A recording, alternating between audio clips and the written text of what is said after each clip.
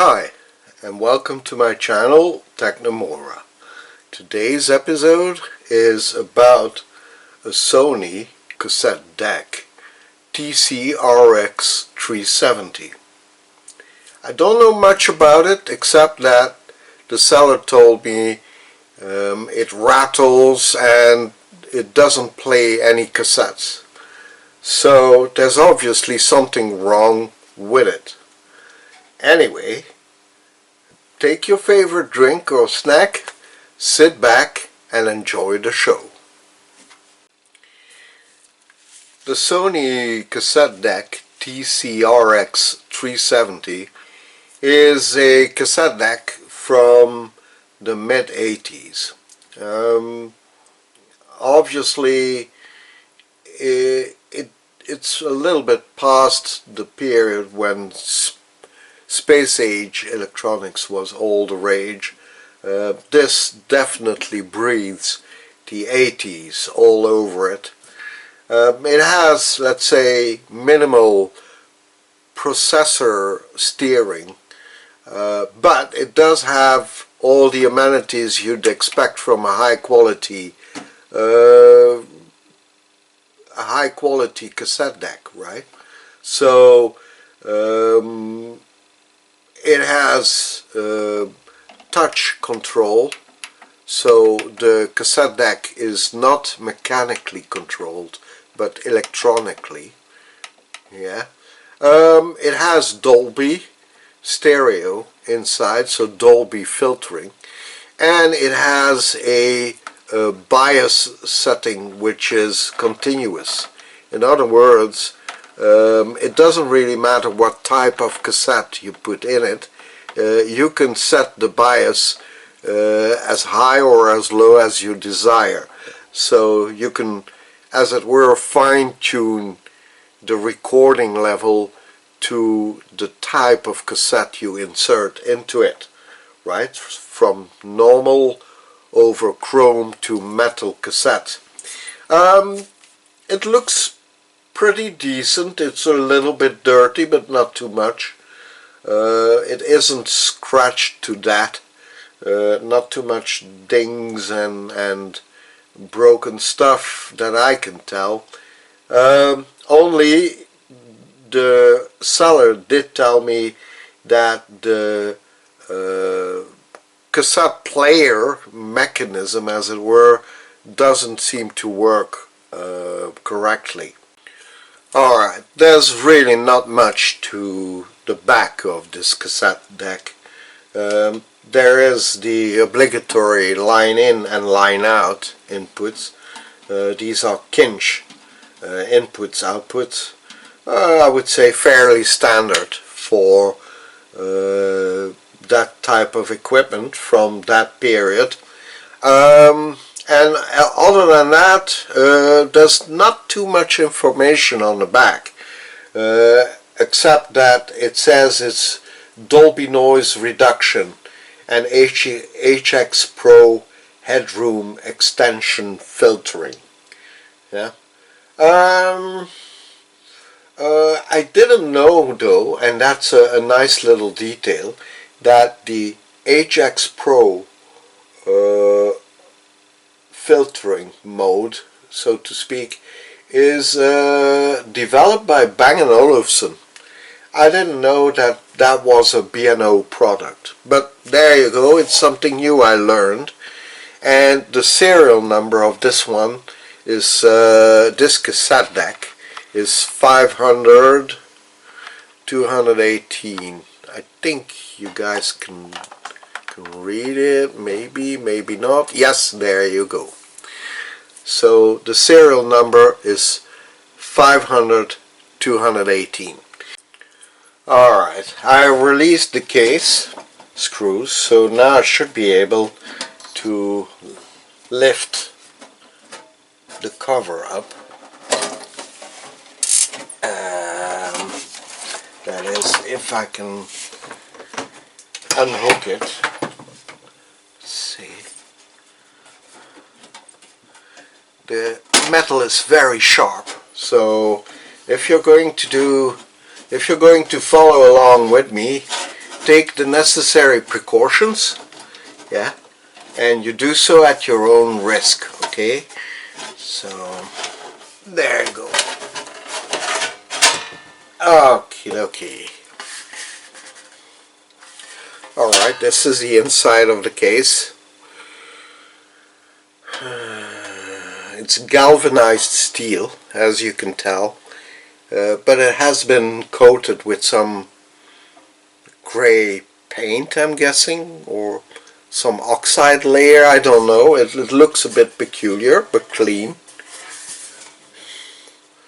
Very few scratches, not too dirty. As far as I could tell from the state of the screws,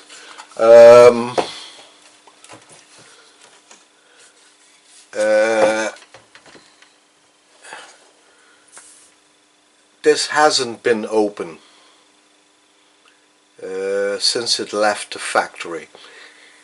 Okay, so there isn't really much inside of this cassette deck. There is the power supply, which is a linear power supply, so meaning transformer and quote-unquote classic power supply, right? So with a bridge rectifier, you know, a classic bridge rectifier, two filter capacitors, and a whole bunch of smaller components.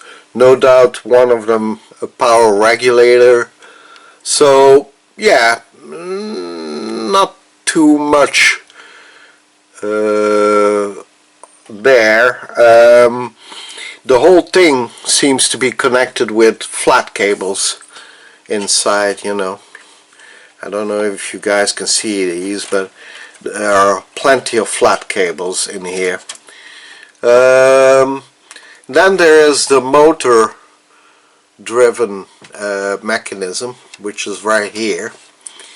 It has a control board here, and one of the motors is visible right here, which I suspect is the play motor. But there seems to be another motor inside too, which is used for fast forwarding and fast rewinding. So according to the service manual, there would be two motors inside of this, right? Okay, so other than that, what else can we see? Well, what else do we see here?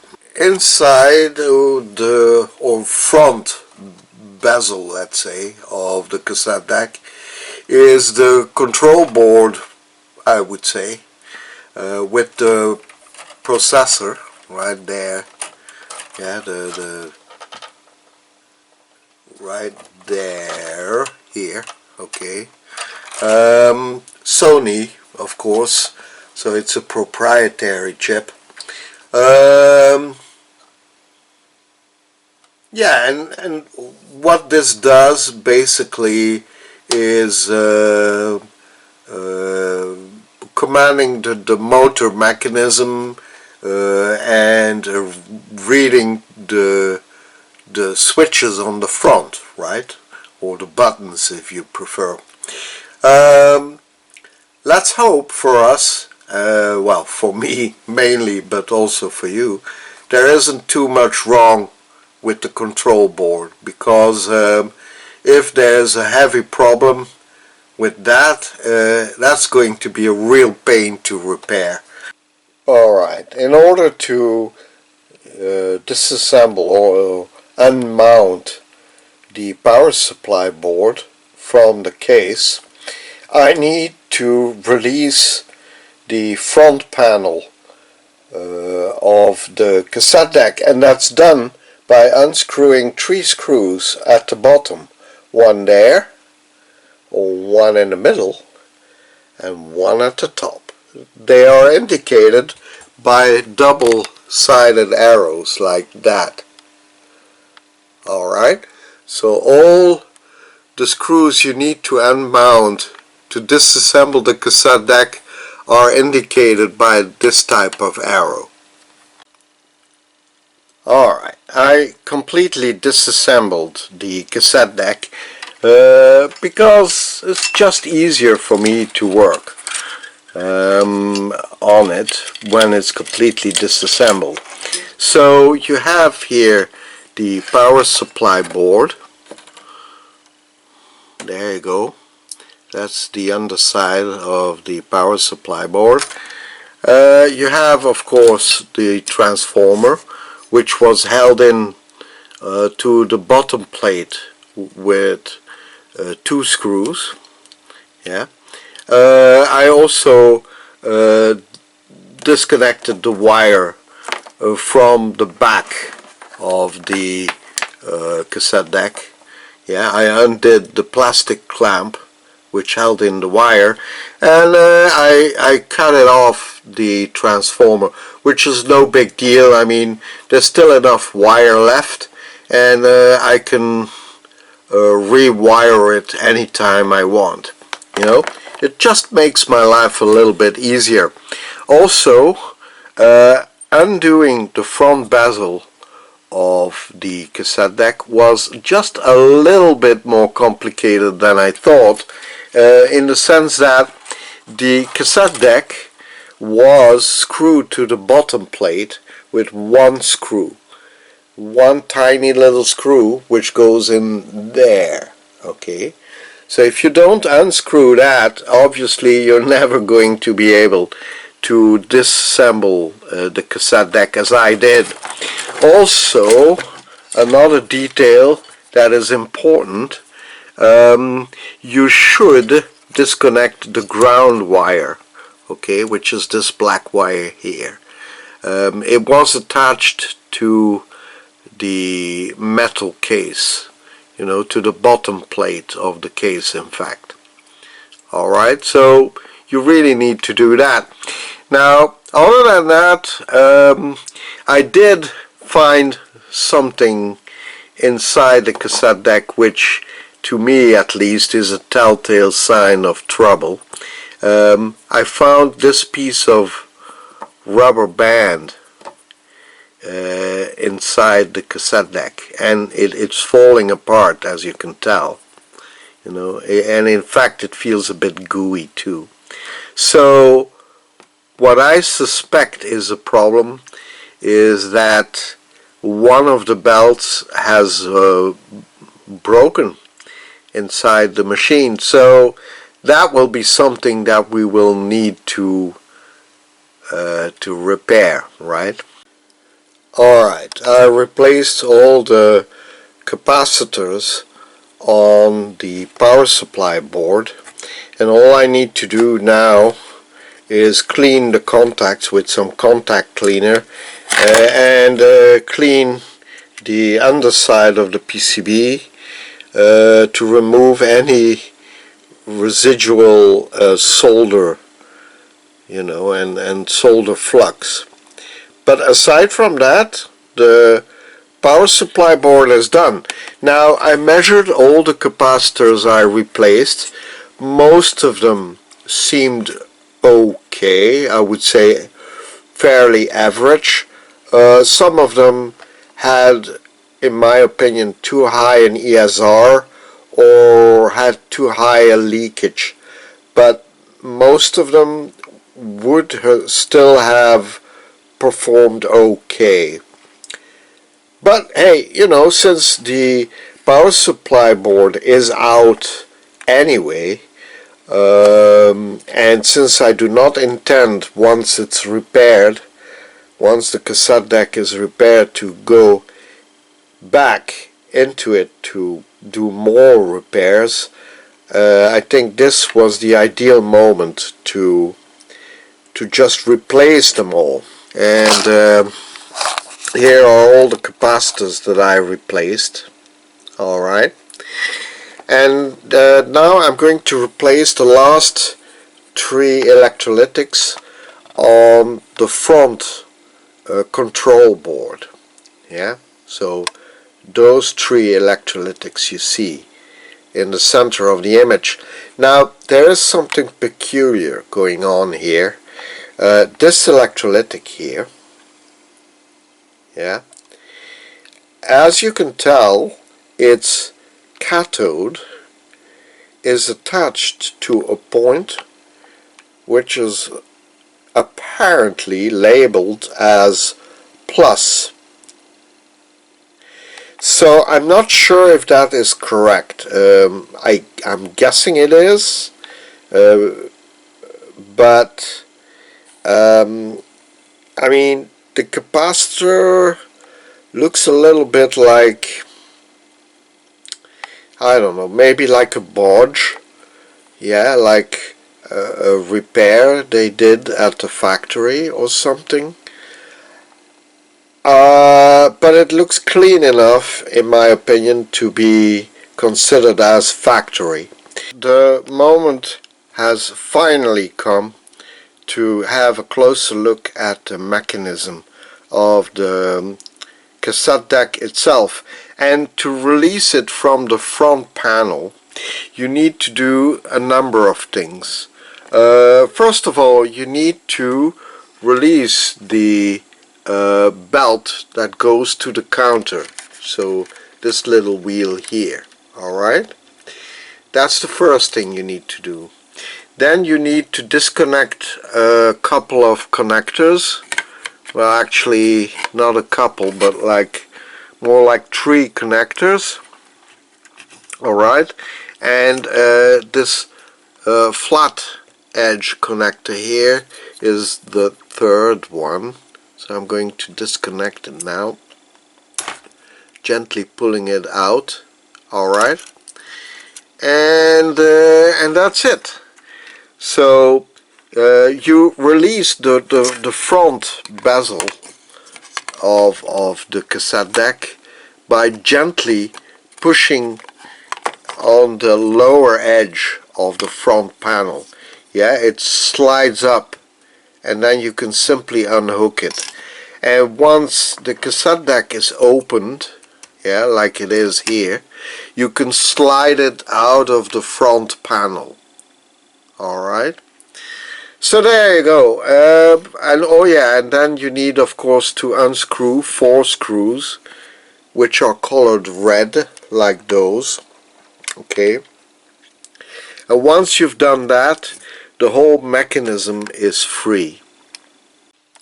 Alright, so I'm getting ready to unmount the motor control board, well, at least one of them, which is this one, and I need to do that according to the service manual to reach the flywheels where I need to replace one of the belts, right?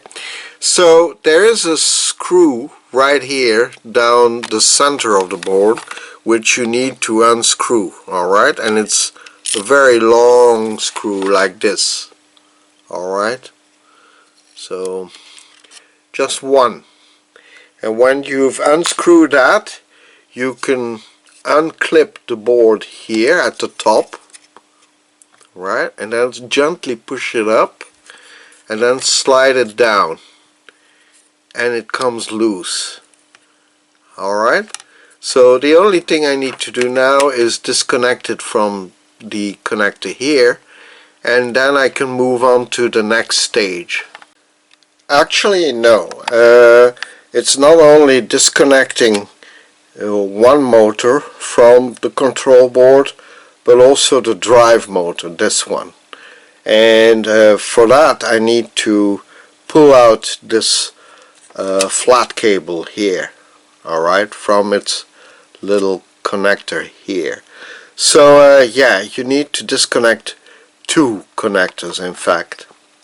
Oh, and by the way, a small tip to those of you who follow along with me, always make plenty of pictures of what you're doing, you know, of what you're disassembling and all that. It'll save you a lot of headache and trouble later on. Technically, you don't need to disconnect this connector here. you can perfectly set aside the board, leaving it attached to the mechanism, but you should unhook the wires from this little hook here, and you can put it aside like that. But you know, I prefer to disconnect it completely, because you know, I just don't want to risk damaging it, you know, not even by accident. And besides, there are some tiny electrolytics on this board that I will need to replace anyhow. You can see them here. It's those little yellow ones you see sticking out on the board. I think there are 1, 2, 3, 4, 7 of them. Alright, unscrewing 2 more of those long fine screws from the top of this plastic bezel here. Yeah, so there are 2 spots, one there and one over there. Alright, where this was screwed on to the lower mechanism, you could say. So it's like a big sandwich of decks, right? So removing the top deck is really removing 2 screws and then gently lifting, pushing it down and lifting it up at the same time. Alright, so pivoting around plastic hooks down here. Alright, so that is what you need to do. And you also need to unclip, let me see, no, sorry, delete that remark. You don't need to unclip anything. So you just need to undo the 2 screws, lift up the top deck, and then slide it down gently, okay, because this is a very brittle plastic and it's full of tiny little gears and pulleys you really don't want to lose or break. I don't know what caused this absolute mess, you know, rubbery mess on the drive belt, but I'm reduced to plucking it with tweezers from the flywheel like this. Alright, and I've removed a few parts already, but the rubber is so gooey and sticky.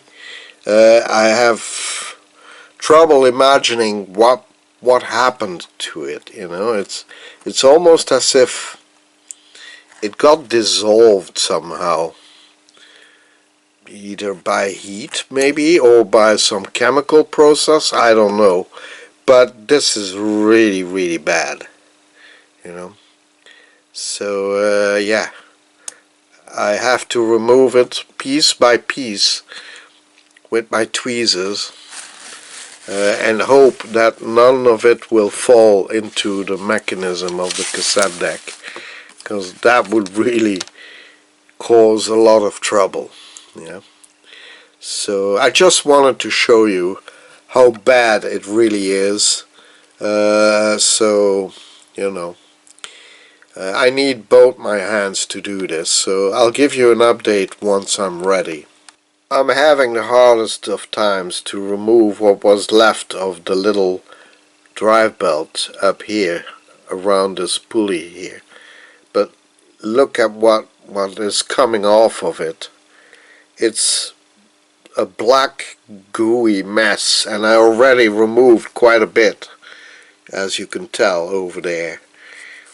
So I really have no idea what happened to this drive belt to be reduced to such a gooey, dirty, black mess. It's almost like tar rather than rubber, you know. So yeah, I have no clue what may have happened here.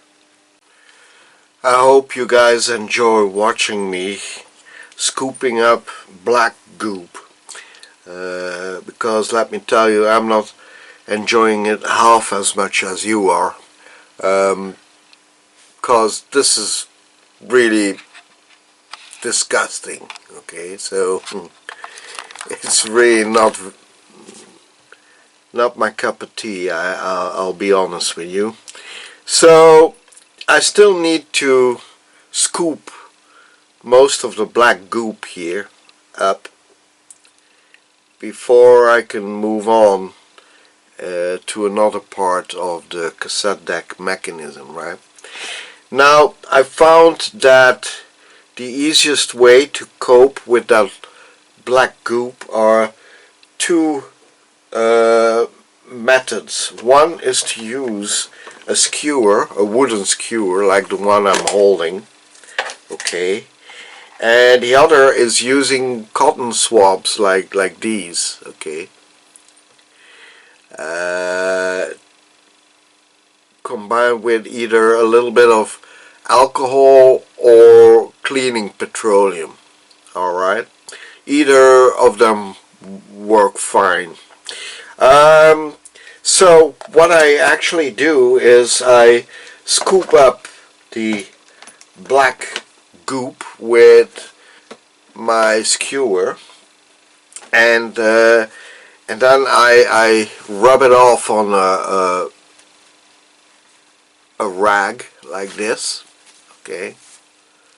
Alright, and then when I find that the scoop or the wooden end is too frayed, I just cut a new one with a breaker knife, and that way I have a fresh wooden little scoop. And the reason why I'm using this is twofold. One, because it's easier to fashion some sort of an instrument out of wood rather than metal or plastic, and two, because whenever you're dealing with very fragile plastic components like these, it's not such a wise thing to do to use either hard metal tools or even hard plastic tools, okay. So it's always better to use soft wood like this skewer. And there you go, 20 minutes later, and a whole lot of cotton swabs full of black goop. Later, the pulley is finally clean and free of that molten rubber, you know, that tar. I would say it's 99% clean. What I am going to do, though, just as a precaution, is give it a spray of WD-40 and clean it off with a rag a final time before applying some grease to the little gears you see here. Now let me remind you that cleaning this is not trivial, okay, because it's so brittle, it's so breakable, that you really need to be very gentle with this when you clean it. So I didn't break it, but I did feel that I was applying as much strain to it as it could handle, yeah. So I could feel the plastic start to flex uncomfortably, much so. And yeah, this is really very brittle, you know, so you need to be extra gentle with it when you clean it. But you know, it was really necessary. I mean, imagine you'd find this kind of dirt in your ears, right? That wouldn't be pleasant. Okay, so another thing that I forgot to mention is around this little motor here, I found this piece of iron. It's about 1/2 millimeter thick, and it's iron. Yeah, it's not steel, I think. I don't think, or maybe very soft steel. Either way, I found this piece wound around the motor like this, okay, and held in place with just a little piece of tape. I wonder why they would have done this at Sony's, but I think they probably did this to stop any sort of electromagnetic interference from the motor spreading through the electronics, right? So this would be like an extra little shield for the motor. But I mean, the motor itself is metal, is steel. So and it's fairly thick steel too. It's about 1 millimeter thick steel. So I am wondering what exactly this piece of extra metal would have achieved around the motor. Now I am going to place it back where I found it, and I'm going to tape it in place. It's just, I'm a bit stumped. I really have no idea why they did this. You know, in my opinion, honestly, in my opinion, it's not even necessary. But since it was placed around the motor originally, I am going to place it back, you know, to keep it as original as possible. So there you go.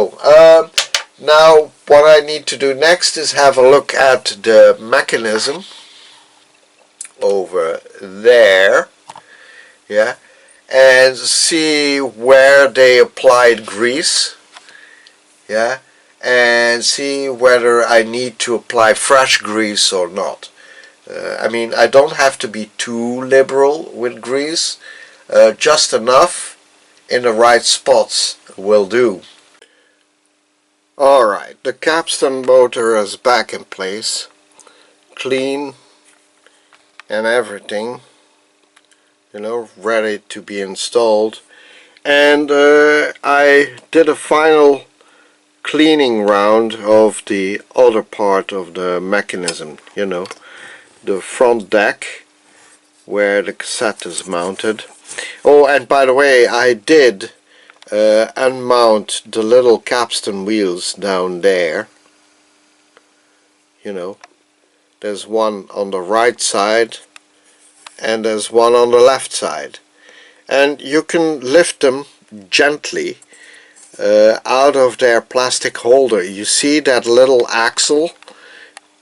Yeah, if you, with your finger, if you push down that plastic holder from the other side, from below, and then you use a lever like a little screwdriver or something, you can lift the wheel out of its holder, yeah, but beware not to lose the axle because it's loose inside the wheel, right?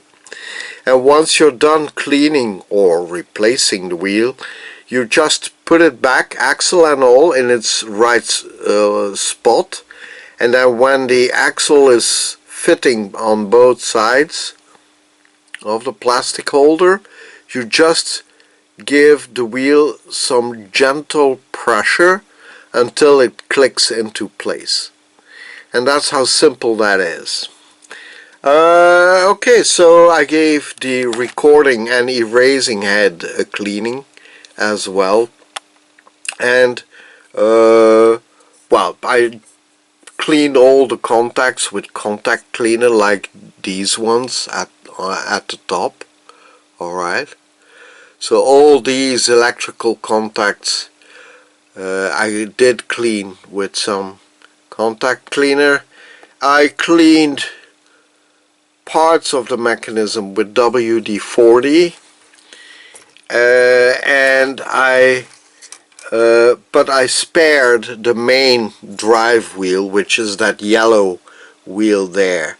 This is the original grease they applied at the factory, and the grease is still fluid enough and performs exactly what it needs to do, you know. So I decided against cleaning it all off and replacing it. I did, however, clean off the flywheel, specifically the size of the flywheel, with extra good with some alcohol. Yeah, the same thing with the tensioning pulley. All right, because, well, I don't want the new rubber belt to melt on the flywheel like the old one did, right? Also, it needs to have some good grip on the flywheel anyway. Okay, so there you go. I gave the whole thing a good thorough cleaning and a once over. So all I need to do now is look for the appropriate belts. I need 3 of them, and then mount it all back. I think I found the 3 belts that I need.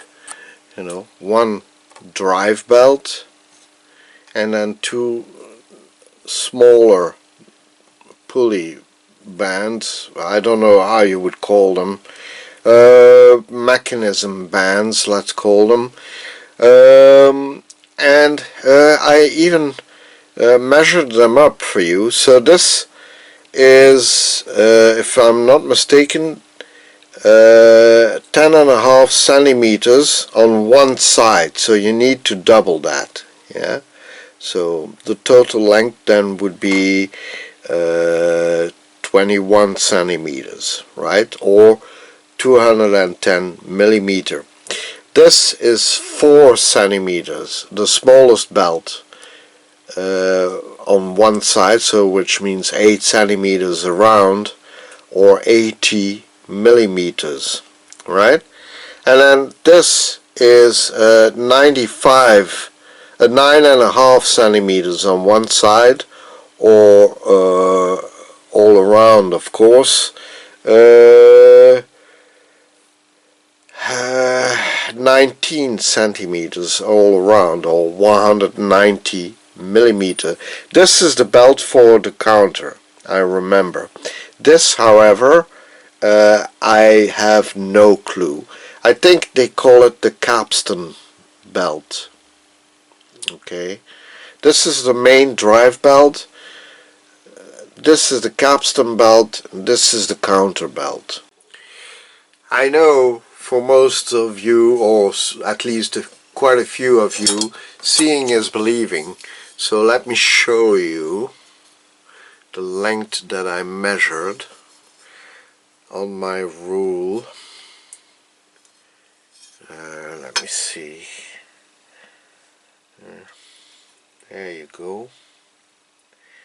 So this is the drive belt, alright. See? And it goes all the way to 10.5 centimeters, or 105 millimeter. Alright, so you need to double that, of course. And then you have the counter belt, which has, by the way, a square profile. The 2 other belts, the main drive belt has obviously a flat profile. The other 2 have a square profile. Okay, so this is the counter belt, and I don't know if you guys can see this, but alright, so it's 9.5 centimeters. Alright, so 95 millimeters. Don't forget to double it. And then this is the capstan belt, which is a tiny little belt. And then from 0 to 40, I would say, yeah, 0 to 40. I don't know if you guys can see this. Yeah, there you go. So I have to admit though that the capstan belt is a bit of an unknown to me. So if you're going to mount the drive belt, yeah, you need to position it the way I did it here. Okay, so it needs to rest on top of the tensioning wheel. It needs to go all around, or practically all around, the drive wheel here, yeah, or the flywheel. And then there are two plastic tabs right here over which you can temporarily hook the drive belt. Okay, and I say temporarily until you mount back the motor assembly, you know, into its rightful position. Now there is a little bit of a complication here. Remember that tiny little capstan belt? Well, that will make the whole reassembly a bit more difficult. You guessed it. So ultimately, the main drive belt will need to go over the drive pulley, which is this little white plastic pulley here, which is driven by the drive motor, right at the back, right here. And then you have the capstan belt, which needs to ultimately hook over this little pulley right here. Okay, so you need to mount back the main drive belt temporarily the way I showed you a minute ago, and then you need to mount the little capstan belt like this. Alright, because ultimately, of course, it will need to go back like that. Alright, and the way you do this is by hooking the belt completely over the whole little assembly here, and then threading it into the little pulley at the back, right? And then if you keep it in this position, normally speaking, there should be no problem mounting it back onto its original little pulley here. The drive deck is mounted, as you can tell. So both motors are mounted to the rest of the mechanism, and the drive belt is in place. You can see it down there. Alright, and it's placed such that it rests on the pulley you see in the front of the image,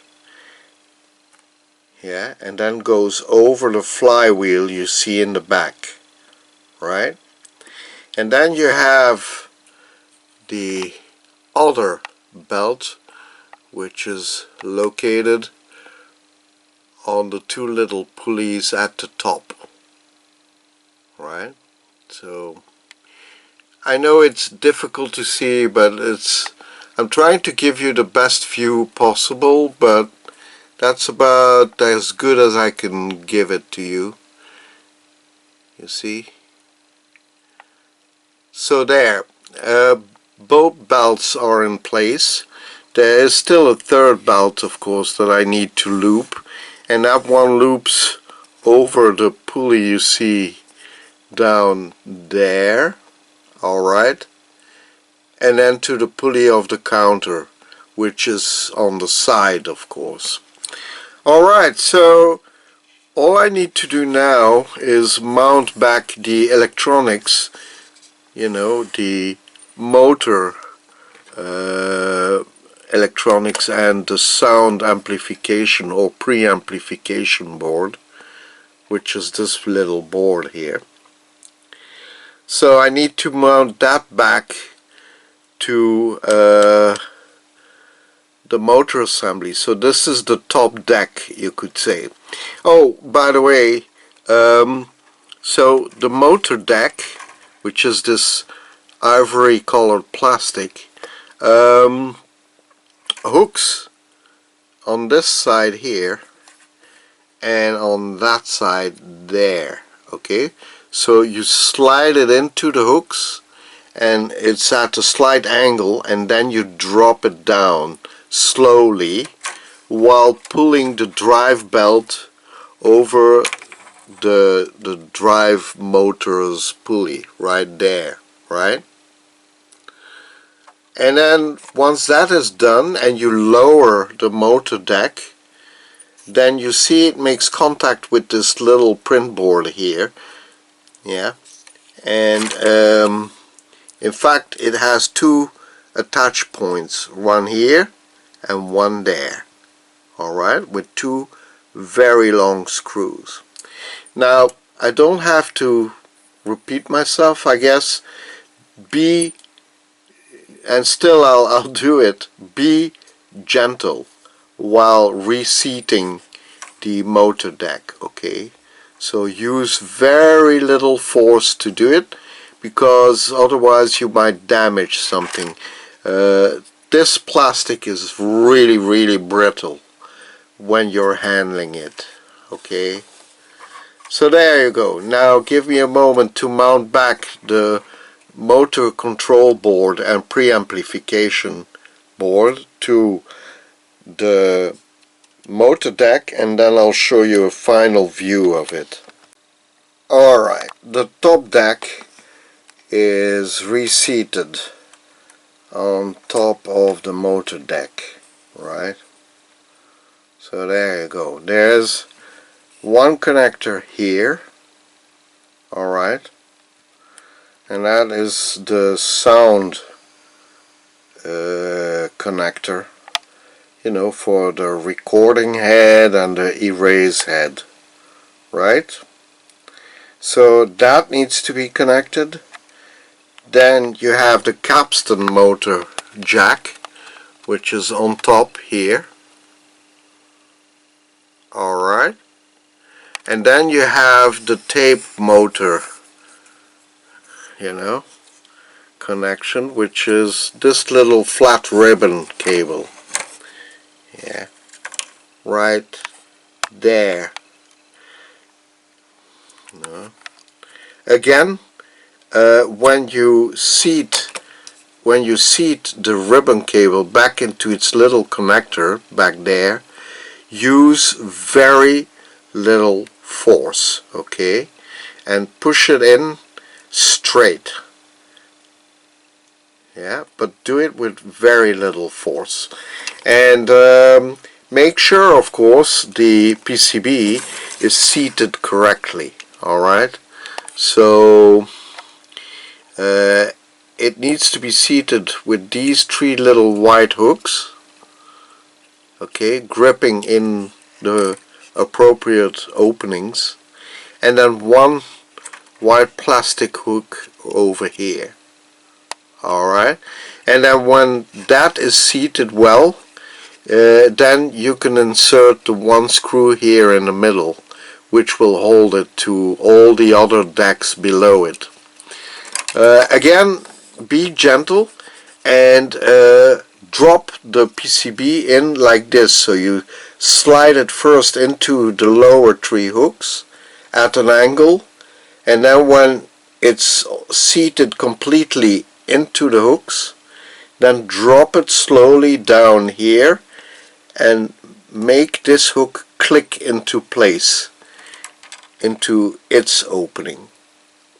Alright, and there is a bit of a plastic tab underneath the screw which fits in the opening of the PCB. So the PCB needs to be really completely flush with the deck below it. So there you go, it's completely assembled. The tape deck motor and cassette deck or module I should say, is completely assembled.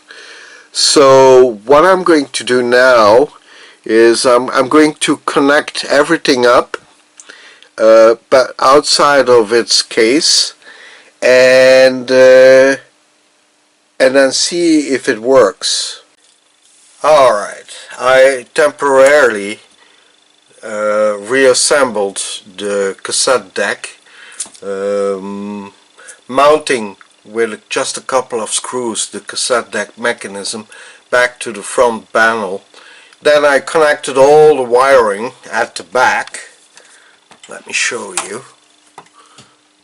Alright, so I connected temporarily all the wiring back and hooked up the transformer. The only thing I didn't do, well, I mean technically speaking, was mount back the tape counter belt. Haven't done that yet. This is just a quick test, okay?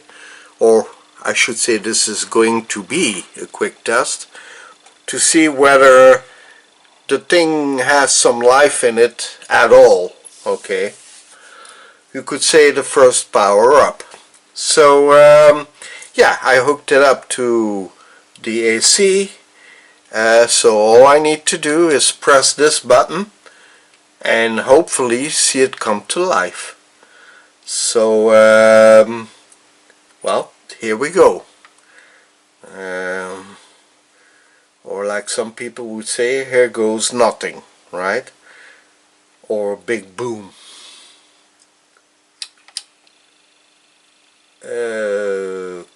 Okay, that is something. Okay, so the lights of the VU meter came on, the LEDs. The first four green LEDs are on. Let me show you from a close-up. There, you see here?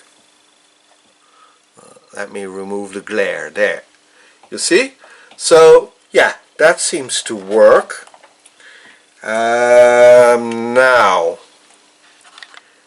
but otherwise there's no movement, no nothing, no noise. So I took out an old cassette of mine with music that I love to listen to, which is Eroica from Wendy and Liza, yeah. And yeah, it's just, you know, I just want to see if it works mechanically, you know, if it works at all, right? So let me insert the cassette into the player deck. Okay, let's see, it slides in. Okay, now what will happen if I push the play button? Okay, here we go. Oh yeah, look at that, it works.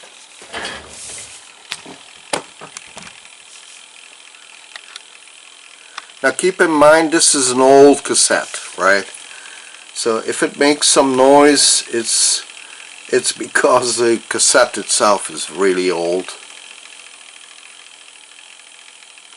Okay, let's see. Okay, stop works. Let's see if rewind works.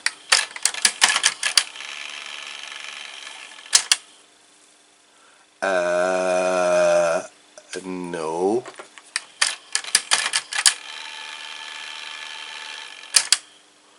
Okay, let's see if fast forward works.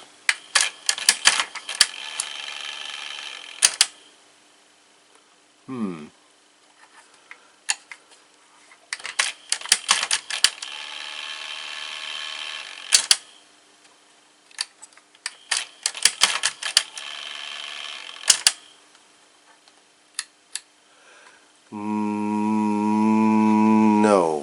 no.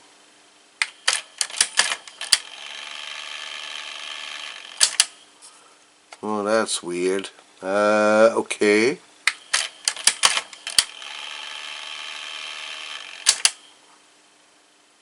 So neither fast forward nor fast backwards.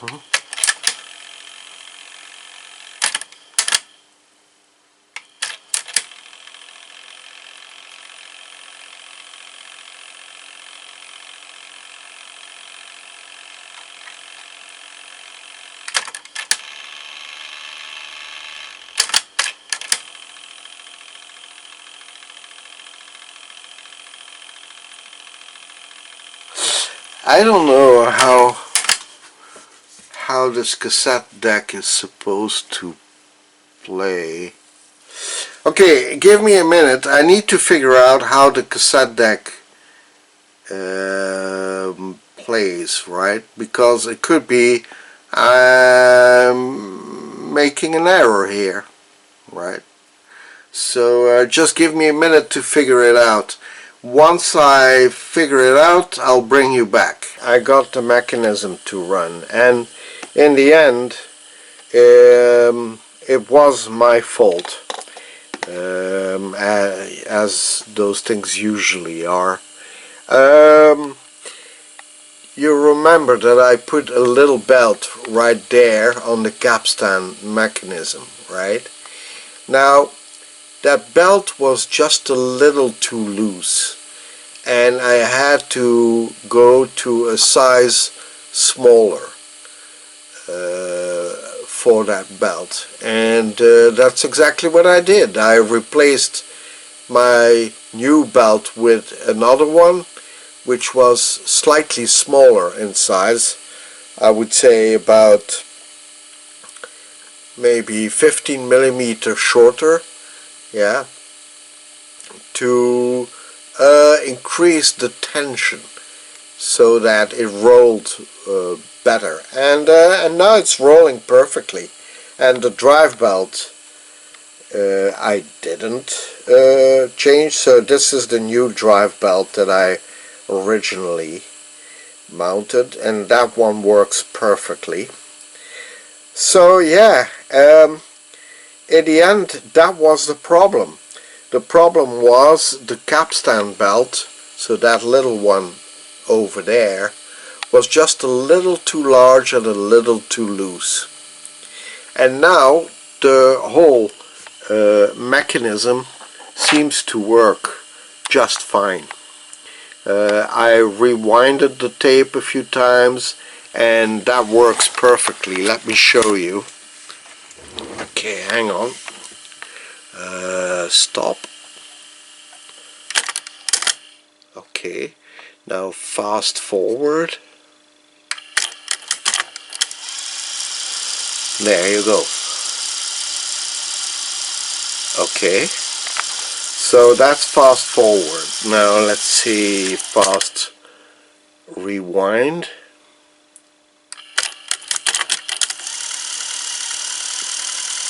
Yeah.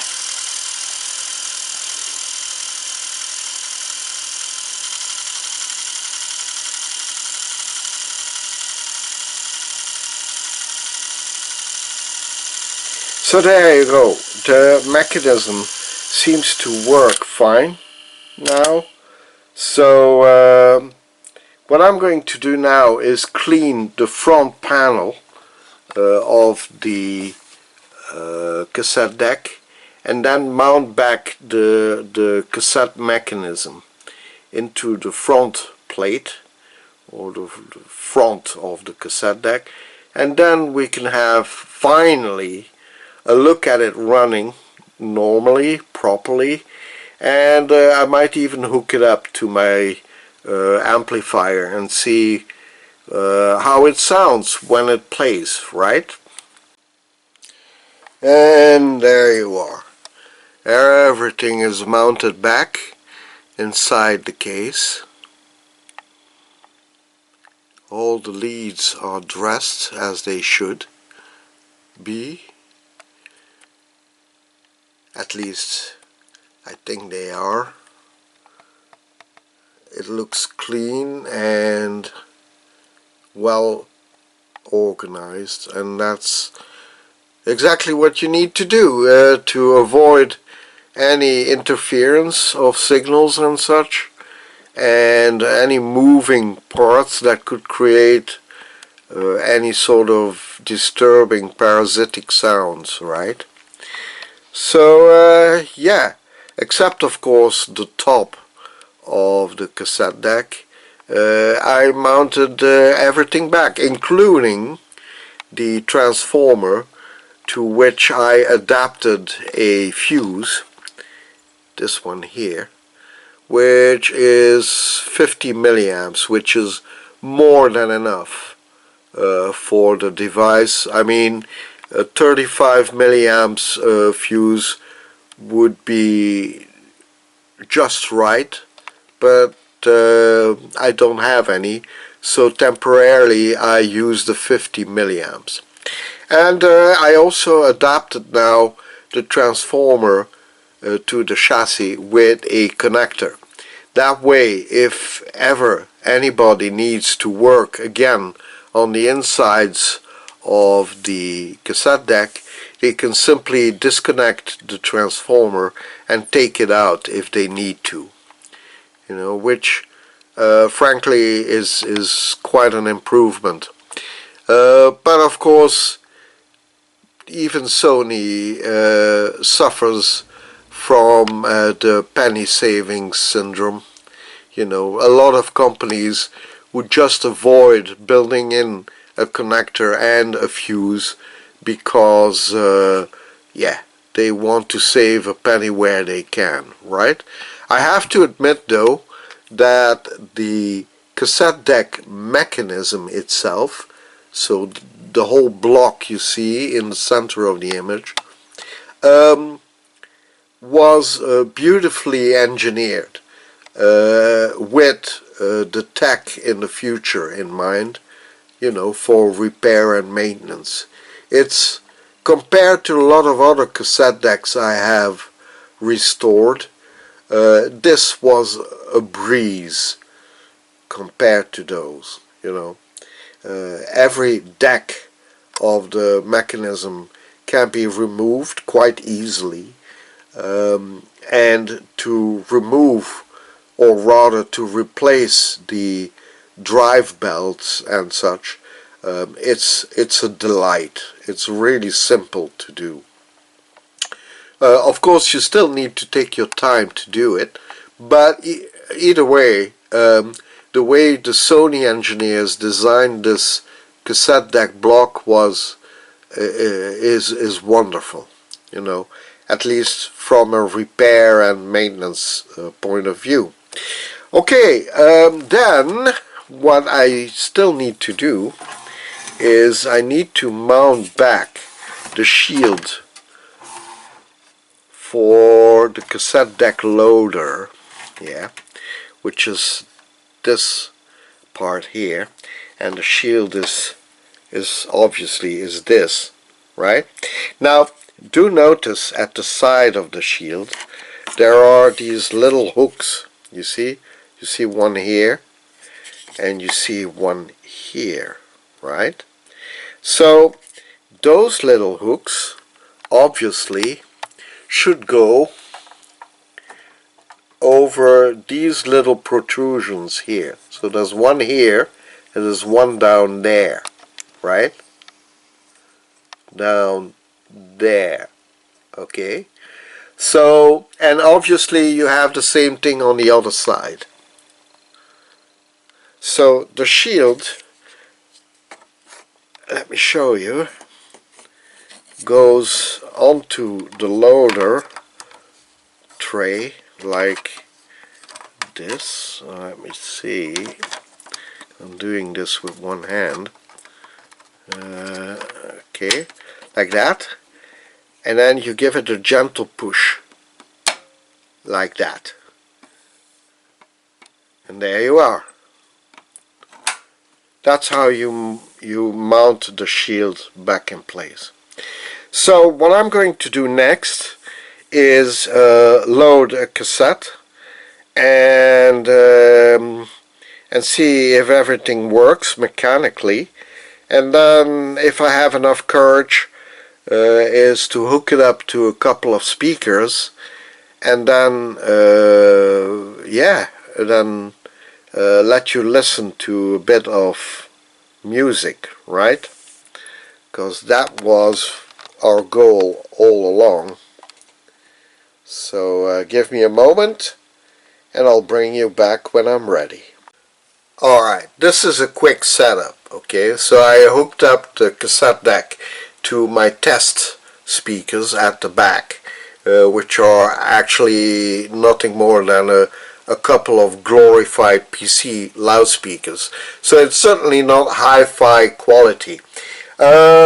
Also, I inserted one of my favorite music cassettes, the one of Wendy and Liza, Eroica. Particularly good music if you like music from Prince or funky music. This is really nice. And obviously I can only let you listen to a few fragments of the songs because I don't want to get copy strikes from YouTube, right? But at least you'll get an idea how the cassette deck performs right now.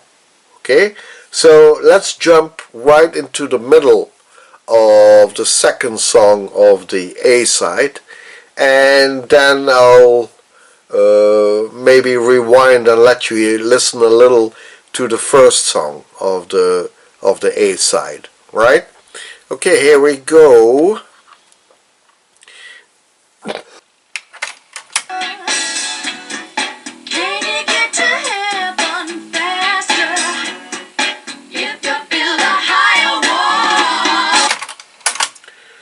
Okay, let's see the rewind. Now, one thing I perhaps didn't mention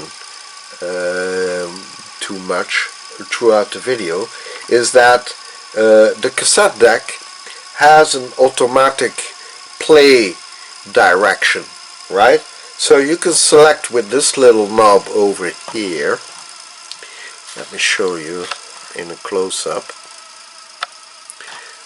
So with this little knob here, you can set the cassette deck to play like a regular cassette deck, which means that it will play till the end of a side of the cassette and then stop, and then you need to take it out and turn it around.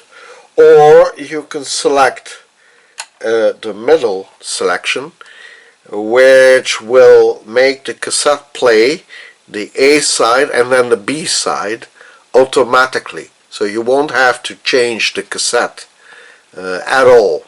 I mean, not manually take it out and turn it around. And then you have the third position, which is this one here, and that is, like you could say, a repeat function.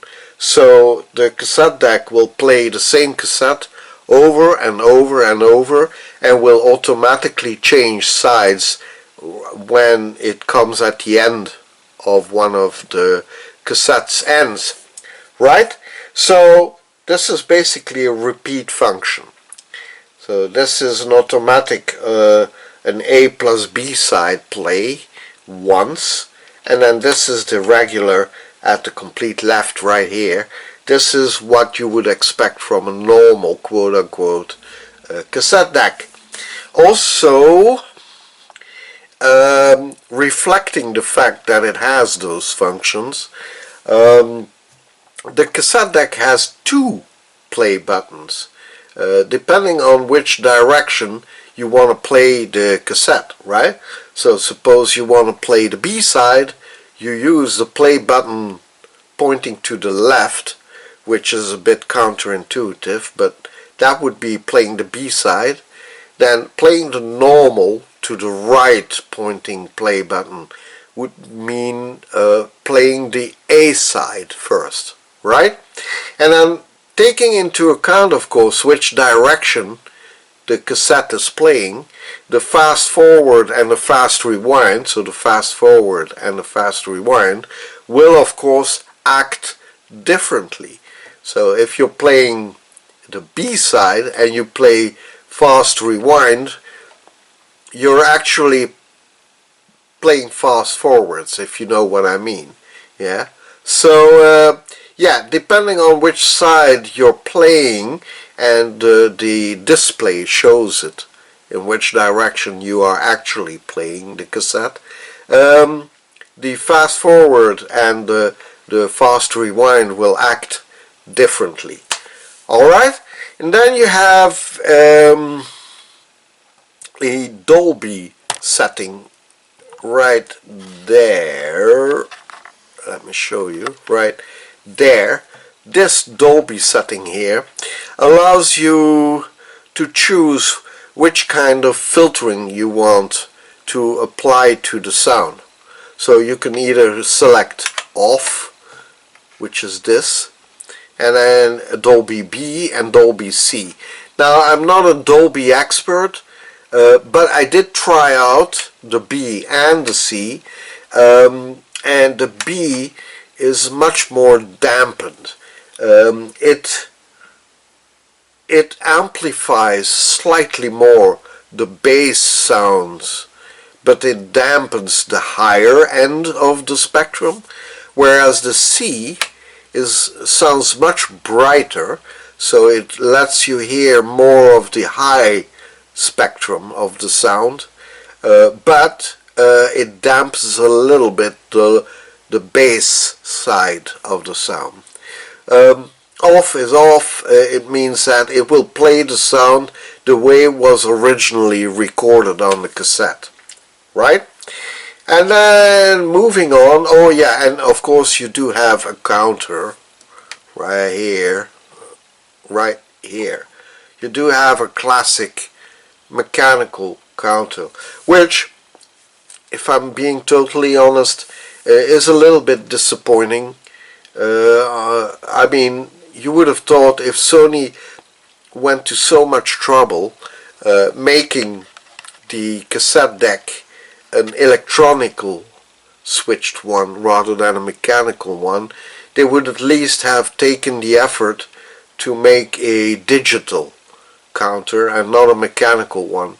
But, you know, they probably tried to save a few pennies on that as well.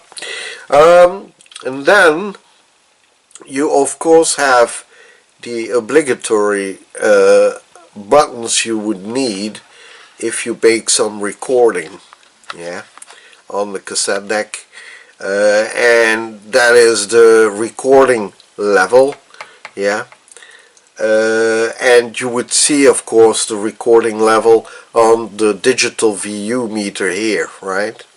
So whatever level you would select to record the sound would immediately reflect on the VU meter. And also what you have below that are two settings.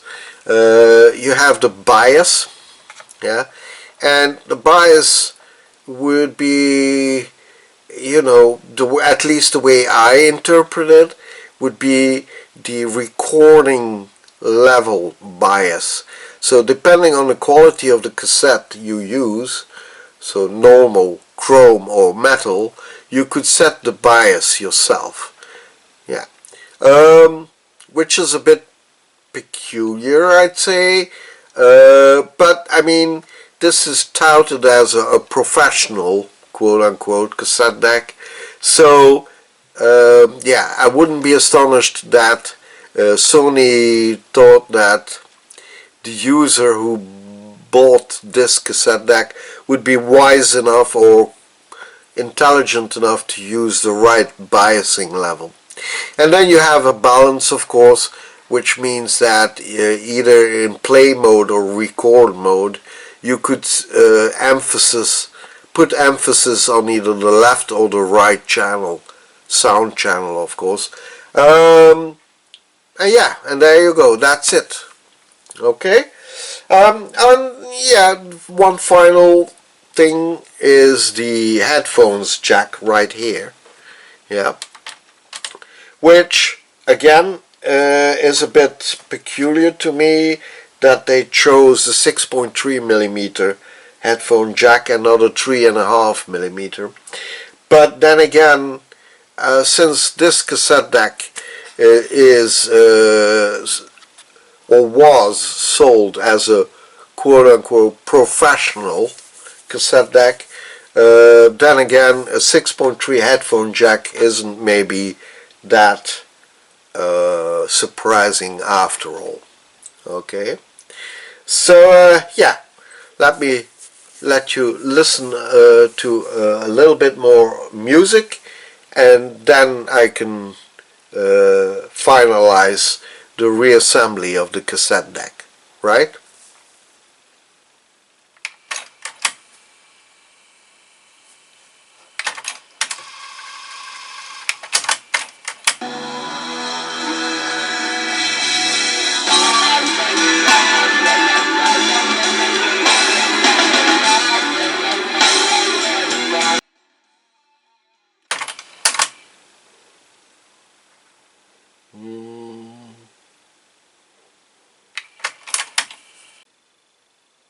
So there you go. I hope you enjoyed the repair of the Sony TC-RX370 cassette deck.